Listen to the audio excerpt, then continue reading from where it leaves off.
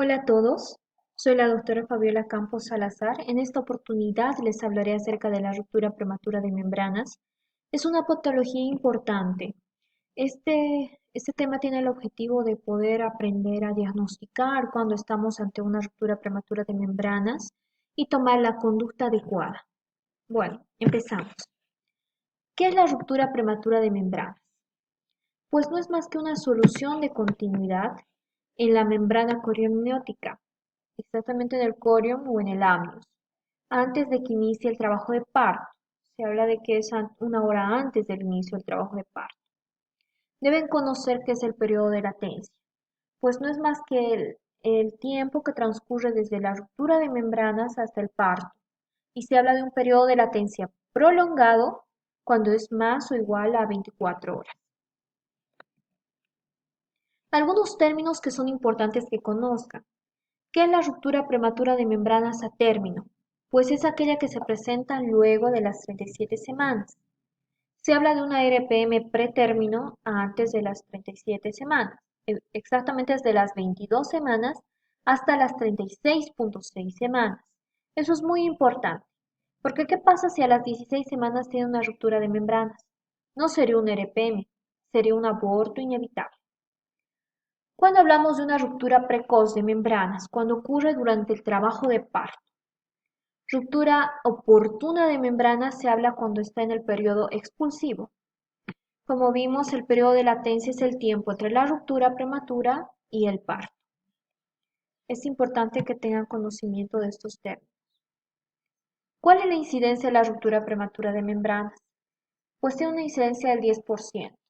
Un 5% se presenta con una RPM prolongada, como dijimos, más de 24 horas. ¿Cuál es el riesgo de una RPM? Pues tenemos el riesgo tanto de la madre como del producto. En la madre va a haber mayor riesgo de infección, va a haber riesgo de DPPNI si es que el periodo de latencia es mayor. En el feto o en el neonato va a haber un riesgo de inmadurez, riesgo de infección, riesgos de accidentes de parto. Recuerden que las membranas van a estar rotas y puede haber riesgo de prolapso de cordón, prolapso de miembro y la presentación anómala. Pero ¿cuál es la etiología de la ruptura prematura de membranas? Pues podemos tener traumatismos que son muy frecuentes, que lamentablemente a veces nosotros lo, lo desarrollamos o lo generamos, al realizar tactos vaginales con mucha frecuencia, al realizar amnioscopías o introducir catéteres. Las infecciones locales también son una causa de ruptura prematura de membranas.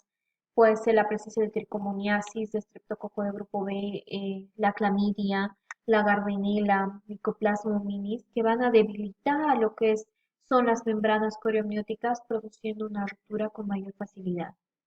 La incompetencia micocervical también es otra causa de ruptura prematura de membranas, por el estiramiento, por la presencia de trauma, como ser el coito o los tactos frecuentes que realizamos, y la mayor exposición a gérmenes. Pero ¿cuál es el diagnóstico? Es importante que ni bien venga la paciente refiriendo pérdida de líquido transvaginal, ustedes, doctores, pregunten todo, realicen una buena anamnesis.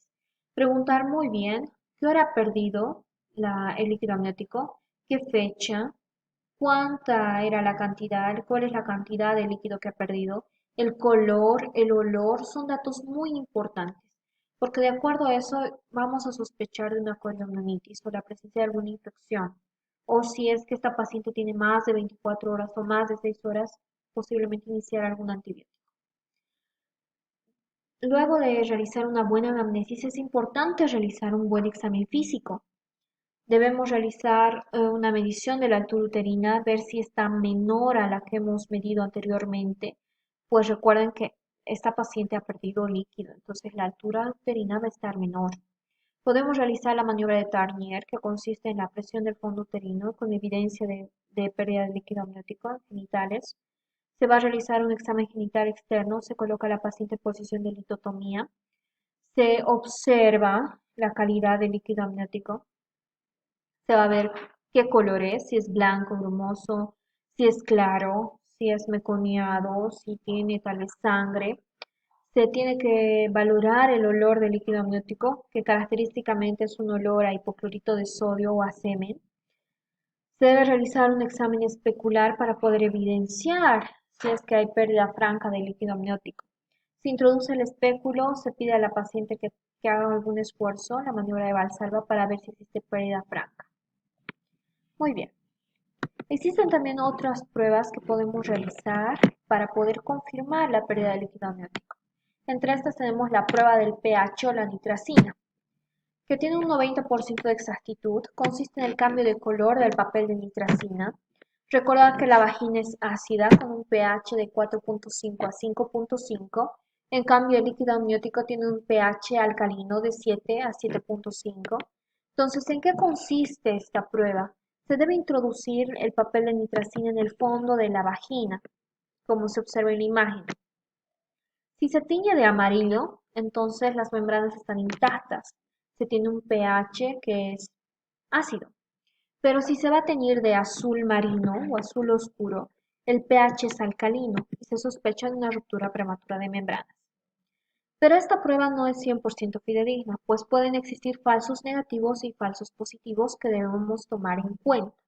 ¿Cuándo vamos a hablar acerca de un falso negativo?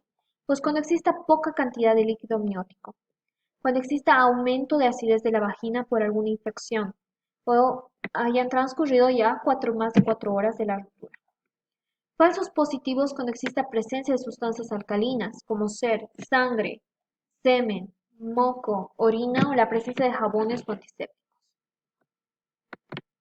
Otra prueba que conocemos es la cristalografía, que la van a realizar en el sistema público. ¿Cuál es el fundamento? Pues es la cristalización del cloruro de sodio y de mucina. Se debe extraer del fondo de la vagina una cantidad de líquido amniótico y extender en un portaobjetos. Se lo observa al microscopio y lo que tenemos que ver son las hojas de helecho.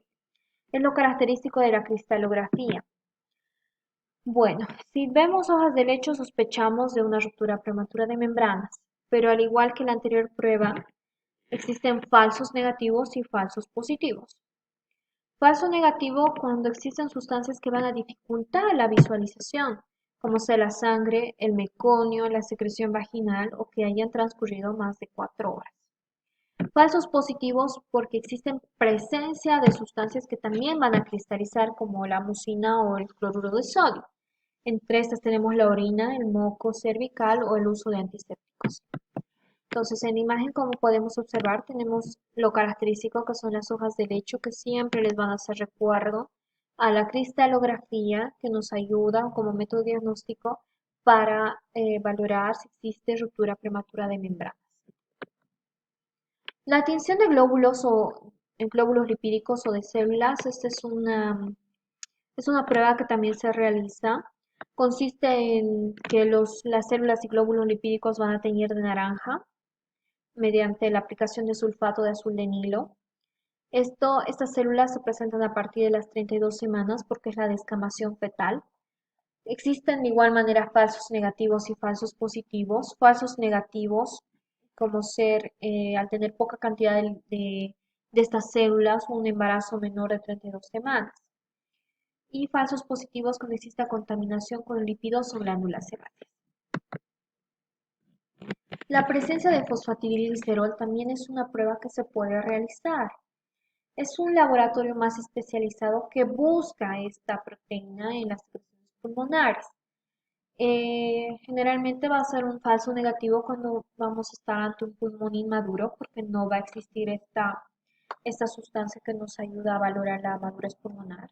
Y falso positivo cuando existe alguna infección ovular. El cambio de color es otro método que nos va a ayudar a diagnosticar una IDPM. ¿En qué consiste? Se extiende el líquido amniótico en el portaobjetos y se lo calienta de 30 a 60 segundos, de tal manera que si seca de manera incolora o blanca, es una ruptura prematura de membranas porque es líquido amniótico. Si seca oscuro o marrón, se trata de moco cervical y podemos pensar que las membranas están indemnes. Pero al igual que las demás pruebas tienen falsos negativos y falsos positivos. Falsos negativos cuando existe insuficiente líquido amniótico, falso positivo cuando existen sustancias que también van a secar blancas, como ser la orina. Otro método que nos ayuda es la ecografía, pues nos va a establecer la presencia, la ausencia o escasez de líquido amniótico. Además nos va a ayudar a valorar la edad gestacional, el crecimiento fetal, la ubicación si es que requerimos realizar alguna punción. En la ecografía valoramos lo que es el ILA, el índice de líquido amniótico, midiendo los 4 cuadrantes y sumando cada cuadrante para tener un valor de 5 a 25, que es lo normal. Si es menor de 5, hablamos de un oligohidramus. Si es mayor de 25, hablamos de un polidramus. También debemos realizar laboratorios, debemos valorar el hemograma, realizar un PCR, valorar el examen de orina. ¿Por qué el examen de orina? Porque a veces la paciente tiene descargas de orina o tiene incontinencia urinaria que puede confundir con una pérdida de líquido amniótico. Y bueno, ¿qué es lo que tenemos que hacer? Tenemos una paciente que viene y refiere que ha perdido líquido amniótico. Bueno, realizamos una buena anamnesis, realizamos un buen examen físico. Tenemos cinco métodos que hemos descrito para poder valorar si existe o no ruptura prematura de membranas. Si confirmamos que las membranas están rotas, entonces lo que tenemos que preguntarnos es, ¿existe infección ovular? ¿Existe coriomionitis? Pues si la respuesta es sí, entonces la conducta va a ser la interrupción del embarazo independientemente de la edad gestacional. Pero doctora, mi paciente tiene 32 semanas. Lo siento, su paciente tiene coriomionitis. Tiene que interrumpirse el embarazo. Pero doctora, la paciente tiene 28 semanas. Lo siento, este paciente tiene coriomionitis y es mayor riesgo para la madre y para el producto que continúe este embarazo. Entonces, ante la presencia de coriomionitis, interrumpimos el embarazo en las 24 horas. Si no tiene coriomionitis o infección ovular, debemos valorar la edad gestacional en la que se presenta esta paciente.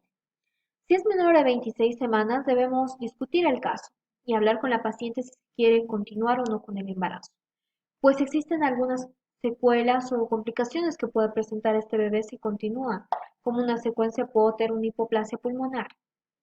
Si tiene una edad gestacional de 27 a 33 semanas, entonces debemos valorar si este pulmón está maduro o no.